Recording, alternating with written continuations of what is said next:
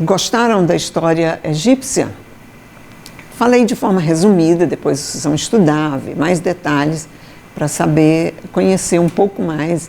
Aqui é para que vocês tenham essa base de conhecimento do que é mais importante.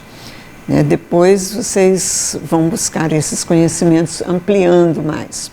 Agora, nós vamos falar um pouco sobre a arte grega. É muito importante que vocês prestem bem atenção, porque toda a nossa cultura ocidental, ela é baseada na cultura grega. Então, os gregos, eles nos deixaram muitos legados. A democracia, por exemplo, foi criada pelos gregos. Eles tinham uma cultura onde o povo participava, tinha voz e podia opinar, porque os reis gregos, diferente dos reis egípcios, eles não tinham poderes sobrenaturais, eles eram eleitos, né? E por isso eles tinham que ser inteligentes, tinham que ser pessoas inteligentes e os reis eram também justos, tinham que ser justos e se dedicar ao bem-estar do povo. Eles não tinham poderes e a arte grega voltava-se para o gozo da vida presente, ao contrário dos egípcios que pensavam no futuro, que faziam tudo para ter um futuro melhor, né, para pensar na vida eterna. Os gregos não, eles eram ligados mais à vida presente e a sua arte buscava contemplar a natureza. E o artista que se empolgava pela vida, né, através da arte, exprime aí suas manifestações com base na natureza, né? E na constante busca pela perfeição. Isso é uma coisa que marca muito a arte grega, a busca da perfeição. Então, os gregos buscavam tanto a perfeição que as suas esculturas, que era a arte maior grega, eles não retratavam as pessoas da forma como elas eram, mas de uma forma mais apurada, melhorada. As pessoas que serviam de modelo para os artistas eram pessoas belas, jovens, as mulheres com corpos esculturais, como se fala hoje. Por que se fala que mulher de corpo escultural? Vem dos gregos, que buscavam a forma perfeita, né? E os homens tinham que ser corpos atléticos, jovens de corpo atlético, porque eles se dedicavam muito às atividades de ginástica, tanto que foram os gregos que criaram os Jogos Olímpicos, que nós conhecemos hoje. Os Jogos Olímpicos foram criados pelos gregos. Bom, as características, né, da arte grega eram o racionalismo, eles eram muito racionais, o amor pela beleza, como eu já falei, eles idealizavam a beleza, e os interesses pelo homem, né? Esses homens eram conhecidos como uma pequena criatura que é a medida de todas as coisas. E também o caráter deles era voltado para a democracia, né? Então, o homem era tão importante para eles que eles não eram teocráticos, mas eles acreditavam no poder do homem e tudo era voltado para o ser humano, para o bem-estar do ser humano, certo? Vamos falar agora sobre a escultura. Talvez dentro das artes gregas, a escultura, talvez não, com certeza, é o que eles têm de mais importante, o que eles se dedicaram, que até hoje é conhecido. Disse que nenhum escultor da atualidade conseguiu a magnitude dos escultores gregos. Eles dividiram em 3 períodos: período arcaico, período clássico e período helenístico. O período arcaico é o primeiro período. Até hoje a gente fala assim: fulano é arcaico. O que é um arcaico? É uma coisa antiga. Quer dizer, aquela pessoa que pensa de forma antiga, que é ultrapassada, é chamada de arcaico. Por que arcaico? Exatamente por esse período, o primeiro período da escultura grega, que eles começam a esculpir em mármore grandes figuras de homens e que aparecem de forma simétrica, ou seja, não tem movimento, né? Rigorosa representação frontal, nunca é de perfil, mas sempre de frente. O corpo também distribuído, o peso nas duas pernas. Eles não jogam o peso numa perna, o peso é sempre nas duas pernas, bem ereto o corpo. E esse tipo de estátua é chamado de kouros, ou seja, homem jovem, né? Na palavra grega significa homem jovem. Vamos mostrar aqui as esculturas desse período. As mulheres eram sempre representadas vestidas, né? Os homens podiam ser representados nus, mas as mulheres sempre vestidas. Observem que eles jogam o peso nas duas pernas.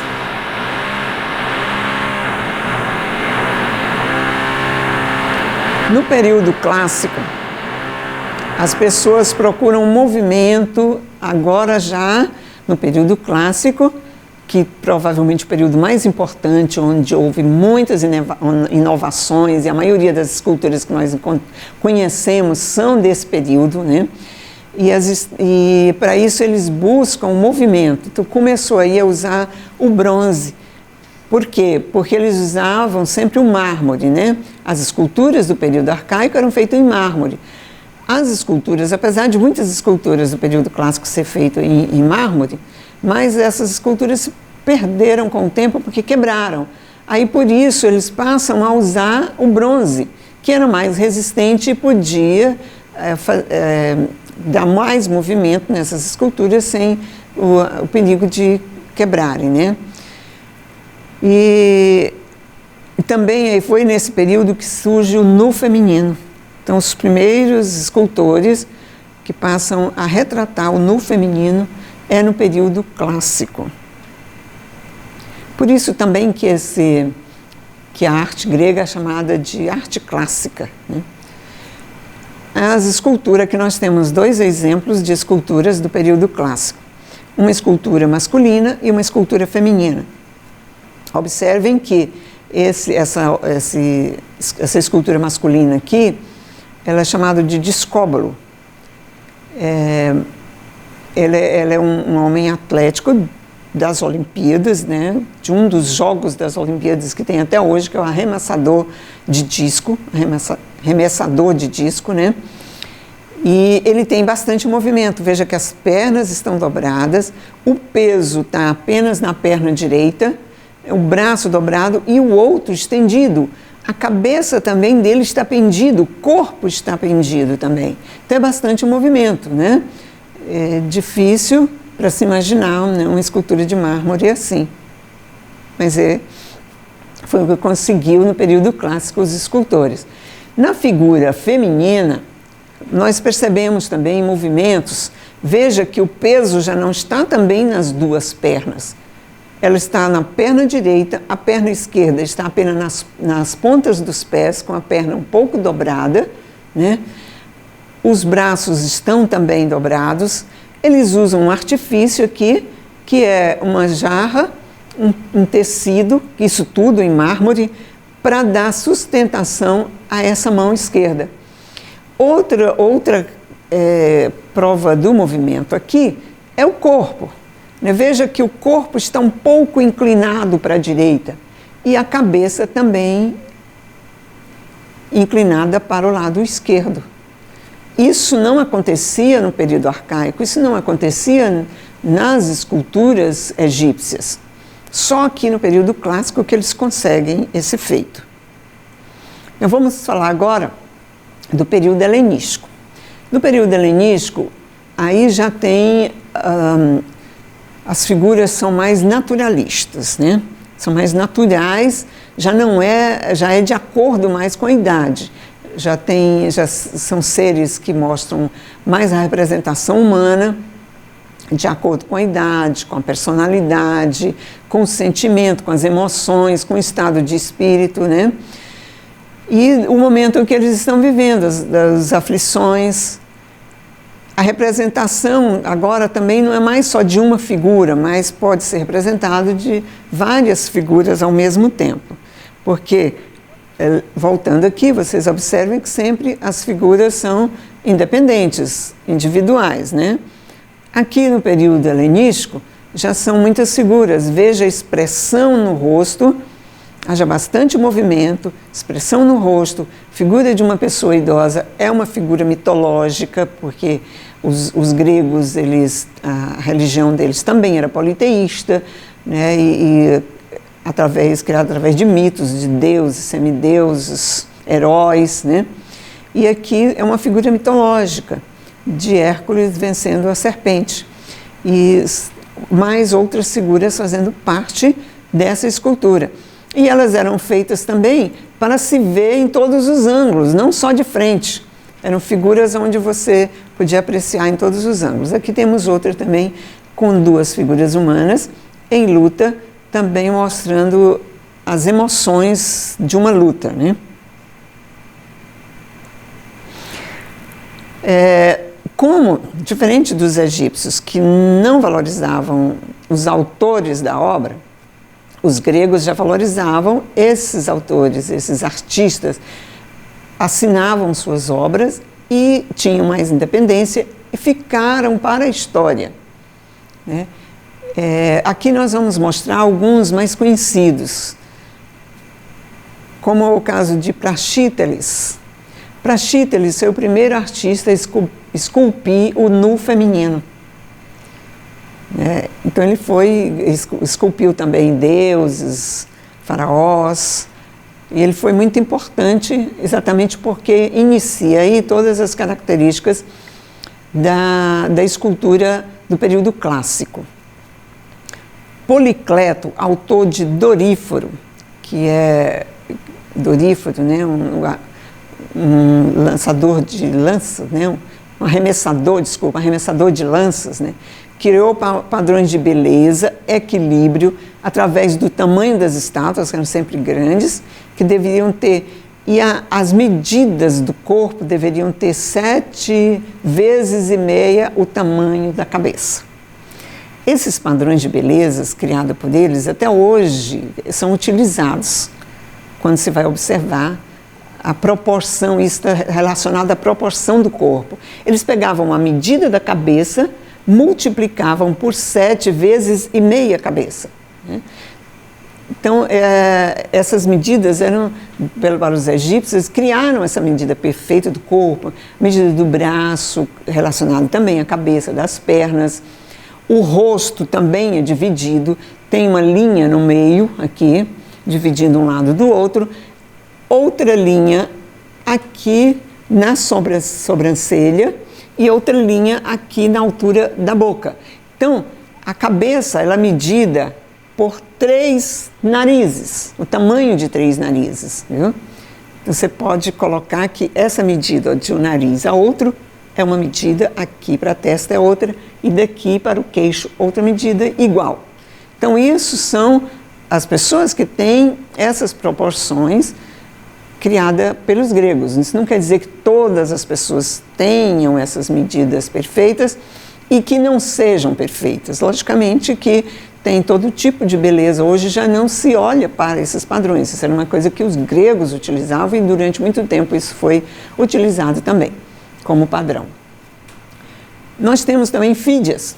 Fídias talvez tenha sido o mais famoso, porque ele é autor de Zeus no Olimpo. Zeus era o deus supremo dos gregos. Essa era a sua obra-prima. Também nós temos Ateneia, que era uma deusa também do Olimpo. Realizou todas as decorações em baixo relevo do templo do Pártenon. O Pártenon é o templo de Atenas, está em cima de uma coluna, em cima de uma montanha, né? A parte mais alta da cidade, sede que é a capital capital da Grécia, né? Então está no local mais alto para ver toda a cidade ver o templo.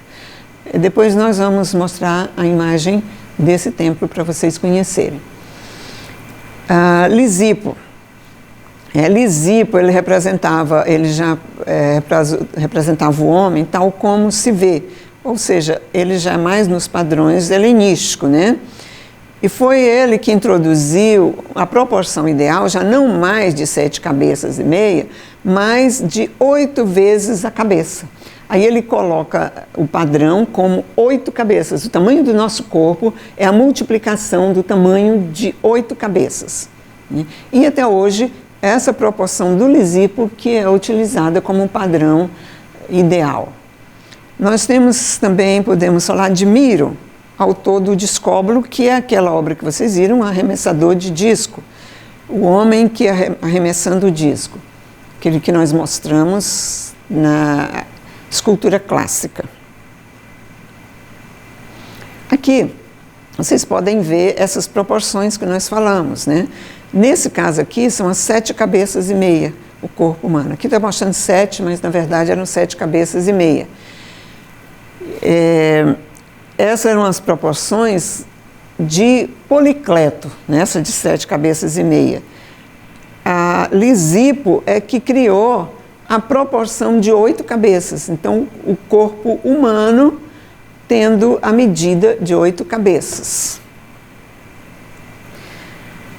Vamos falar agora da arquitetura grega, né?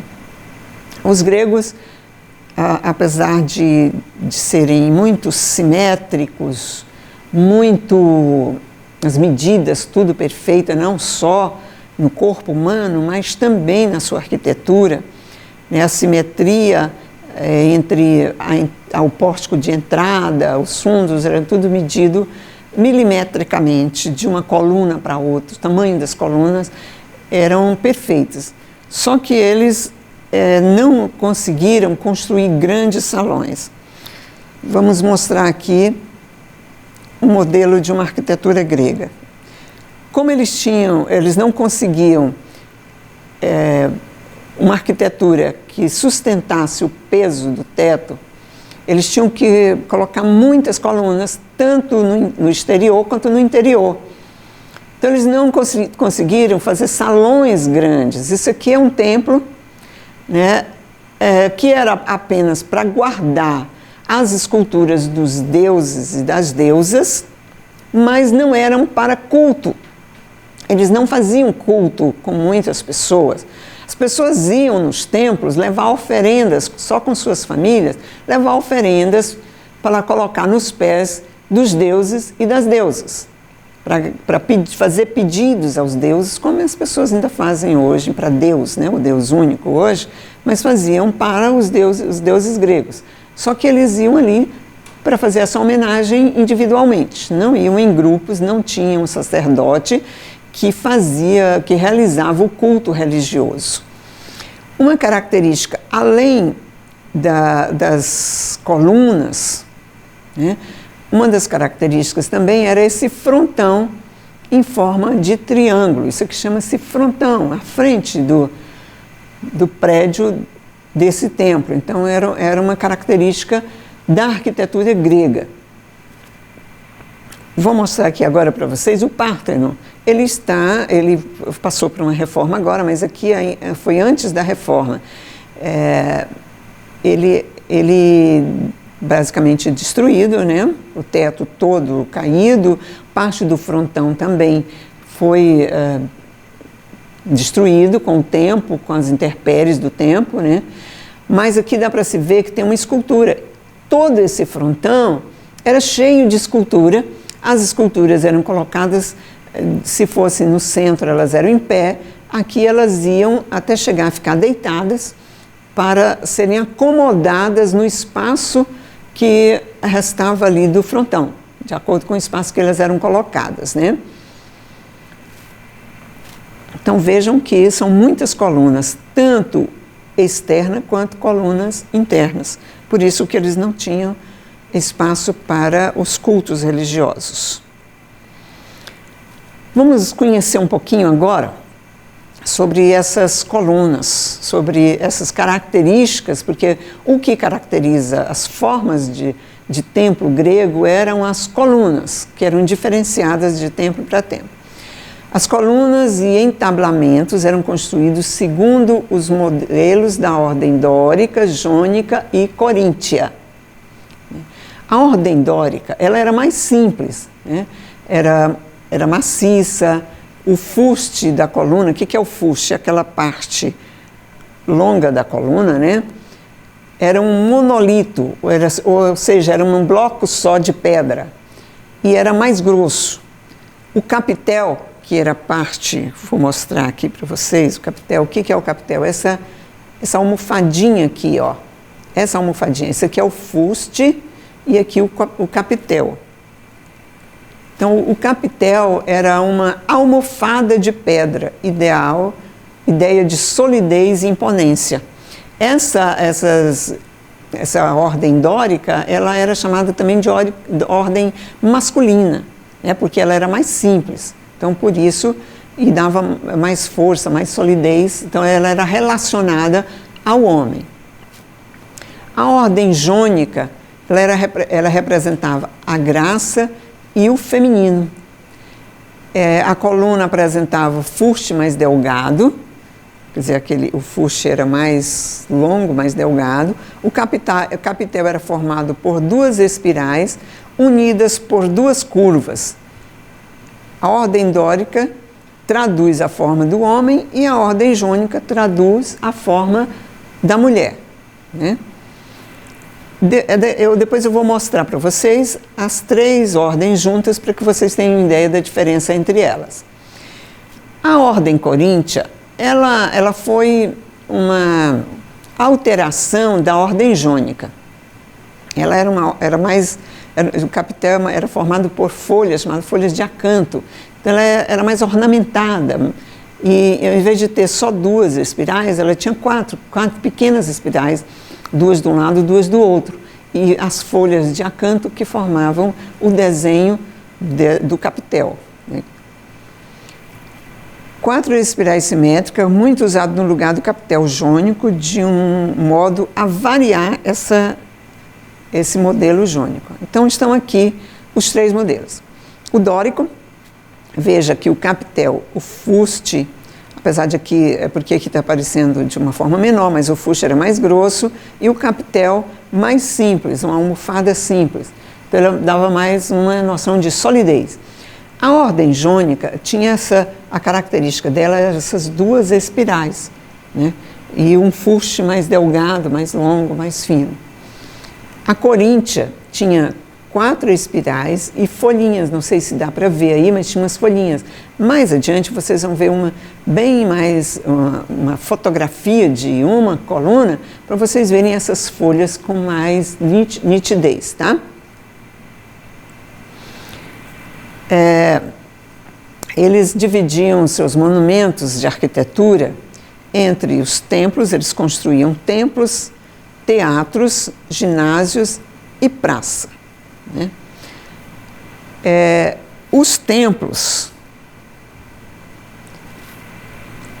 né, os templos eram esses, né? Esses eram modelos de templos,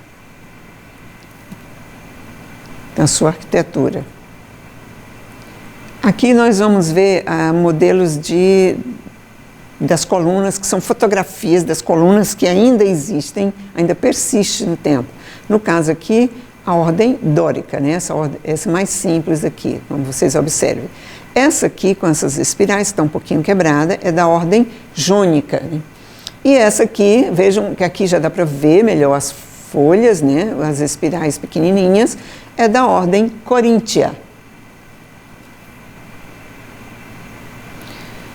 Agora nós vamos falar sobre a pintura grega.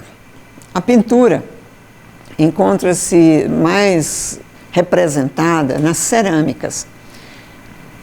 Eram vasos que eles também eram conhecidos também pelo equilíbrio da forma, que eram muito bem feitos, né? Também com muita harmonia, cores e também os espaços utilizados para ornamentação. Então eles decoravam, pintavam figuras nesses vasos, figuras mitológicas, figuras de soldados, de guerra, de lutas, de vida do cotidiano também, né? E esses vasos, eles tanto serviam para rituais religiosos, como também serviam para armazenamento. Eles armazenavam, como, por exemplo, água, vinho, azeite, mantimentos, né, como trigo, cevada, tudo era mantido nesses vasos. E o modelo deles era de acordo com a utilidade. Né, no caso desse aqui, que era chamado de cratera, a cratera, ela tinha o formato de um sino ao contrário, né, um sino voltado com a boca para cima. Essa cratera geralmente era utilizada para misturar o vinho com água, porque os gregos não tomavam o vinho puro, eles tomavam o vinho misturado com água. Aqui tem uma figura que é o Minotauro, desculpa, o Centauro, né? Que é o corpo de cavalo e a cabeça humana. Então era a figura do Centauro, que é da mitologia grega, que ficava no labirinto de Creta, né? Nos labirintos de Creta. Então esse aqui, esses vasos que antes serviam como utilitários, eles passaram também a ser utilizados como ornamentação, porque ficaram muito bonitos. Numa primeira fase, eles pintavam, a figura ficava na cor natural do vaso, com algumas linhas, e o fundo era escurecido. Numa outra fase, eles deixam o fundo natural e as figuras pintadas de negro. Aqui é uma luta entre soldados gregos com outros soldados de outras nações, né? Eram lutas gregas. Isso aqui é uma hidra, que eram figuras para transporte de água. Eles também faziam pintura mural. O que é uma pintura mural? É uma pintura feita nas paredes, geralmente dos palácios, né? Nos templos não tinham paredes, então eles pintavam nos palácios. E nas casas também, daquelas pessoas mais ricas, eram pintados cenas da vida cotidiana, dos feitos heróicos, né? Das guerras, dos seres mitológicos. Aqui nós vamos ver figuras da vida cotidiana das pessoas ricas, né? Pinturas bem coloridas e de forma bem natural, como eram vistas as pessoas, da forma como as pessoas eram vistas. Mas pois, eles não faziam, não tinha muitos efeitos visuais de profundidade, a não ser sobreposição, né? Porque eles não usavam a perspectiva ainda. Ainda não era utilizada a perspectiva na pintura. Os teatros. Os gregos eram grandes mestres do teatro, né? O teatro surgiu a partir da evolução das artes cênicas. Eles tinham festas em homenagem aos deuses. Essas festas eram chamadas de ditirambos, né? E aí eles faziam procissões onde, entre falas ali das pessoas, cânticos, eram contados, algumas histórias eram contadas durante essa festa aos deuses, principalmente ao deus Dionísio, que era o deus do vinho, deus do amor. As maiores festas, as festas mais grandiosas dos gregos eram as festas ao deus Dionísio. E nessa festa, os jovens dançavam e cantavam dentro dos templos desses deuses, oferecendo-lhe vinho. Tem uma história que fala que o teatro surgiu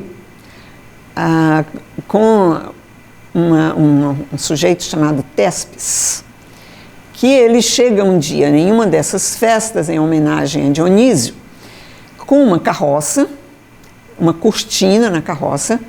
Ele abre a cortina e, usando uma máscara de representação do deus Dionísio e uma capa, ele começa a falar como se fosse o próprio Deus. E ali ele conta algumas aventuras, algumas histórias. As pessoas que estavam na maior algazarra, naquela festa, já tinham embebedado, tomado muito vinho, lógico, em homenagem ao Deus do vinho, eram festas com muito vinho, muita orgia.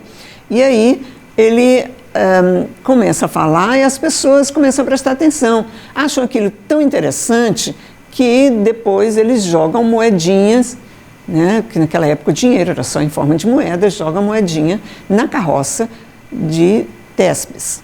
E então essa história, né, ele vê que isso vai render para ele e começa a sair, viajar, representar não só a vida do deus Dionísio, mas também a vida dos outros deuses. Só que, na verdade, a história, isso aí é uma mitologia, né? É um mito, é uma história contada. Porque, na verdade, ele foi o primeiro a criar diálogo nos ditirambos. Ele foi encarregado e, a partir daí, ele se torna um grande diretor de teatro, né? Aqui vocês vão ver a representação. Aqui é um teatro, né? As ruínas de um teatro grego. Eles construíam esses teatros nas encostas das montanhas. Aqui já caiu, mas aqui tinha uma parede com salas onde servia de camarim, onde servia de palco para as representações. Isso aqui é onde ficava a plateia, que normalmente era mais de 20 mil espectadores, às vezes até 40 mil espectadores, né? Isso deu origem aos ginásios, aos teatros de hoje. Os próprios romanos copiaram, né? E existiam festivais de teatro na Grécia. As pessoas eram praticamente obrigadas a irem nesses festivais. Os diretores, né, os dramaturgos que criavam as peças, tinham os atores que representavam, usando máscaras, por isso que a máscara hoje é o símbolo do teatro, né? Então, eles representavam a vida dos deuses e dos heróis, e tinham as comédias que eram contadas mais a vida do povo, de uma forma satírica, de uma forma que ridicularizava a vida dessas pessoas, né? E eram representados ali. As pessoas passavam, eram semanas de festivais, e nesses festivais tinha prêmio para os dramaturgos, ou seja, para aquelas pessoas que escreviam as peças e para os atores também, né?